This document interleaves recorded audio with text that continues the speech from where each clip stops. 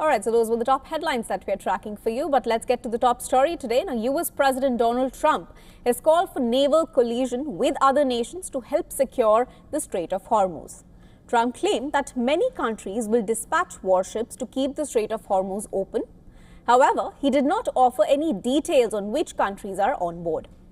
Oil prices have surged about 40% as Iran has choked off the vital Strait of Hormuz and attacked Gulf energy facilities.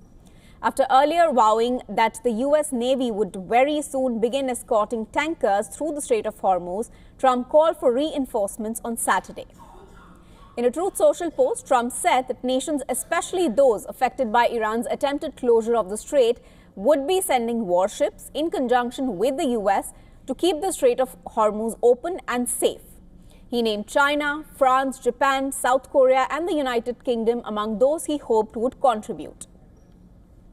Later, while talking to NBC News, U.S. President said that several countries have committed to helping secure the strait, but declined to name any of them.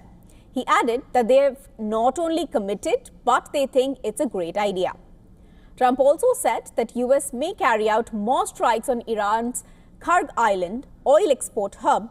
Now, Trump said that the recent U.S. strikes had totally demolished most of the Kurg Island, but he added, and I quote, "We may hit it a few more times just for fun," end quote. The Kurg Island is the export terminal for 90% of Iran's oil shipments. He also claimed that Tehran appears ready to make a deal to end the conflict, but the terms aren't good enough yet. Trump refused to answer a question on the terms of the potential deal, but he agreed that a commitment from Iran to completely abandon any nuclear ambitions would be part of it. The U.S. president also questioned whether Iran's new supreme leader, Mojtaba Khamenei, is alive. He told NBC News, "I don't know if he's even alive. So far, nobody has been able to show him." Trump then added that if Mojtaba was alive, he should do something very smart for his country, and that's surrender.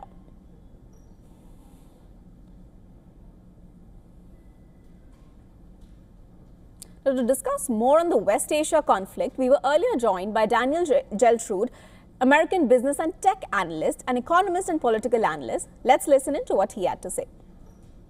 Well, I don't necessarily think that the United States is going to be in a recession not related to this conflict, because at some point it will come to an end. Now, no one likes to see war, and these things are fought only when they are absolutely necessary. Now, the Trump administration has made the determination that the threat of the Iranians having a nuclear weapon is simply unacceptable, and that the only way to resolve this problem is through military force. Now, there are going to be complications economically due to the location of Iran, which is in the heart of oil in the Middle East. And with the Strait of Hormuz being closed right now, yes, the United States is going to feel economic strain as well as the rest of the world, but I believe this will be temporary.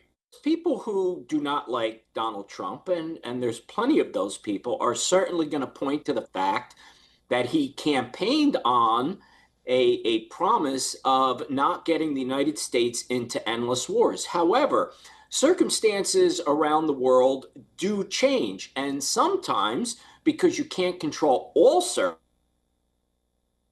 examine your plans. Now, is this something that was necessary for the United States in terms of what will benefit the United States long term? Well, certainly he feels that this is something for the long term economic benefit as well as national security, that this situation was warranted. And that's why he's in this. All right, so that was Daniel Geltrud on what he is making of the latest updates from West Asia.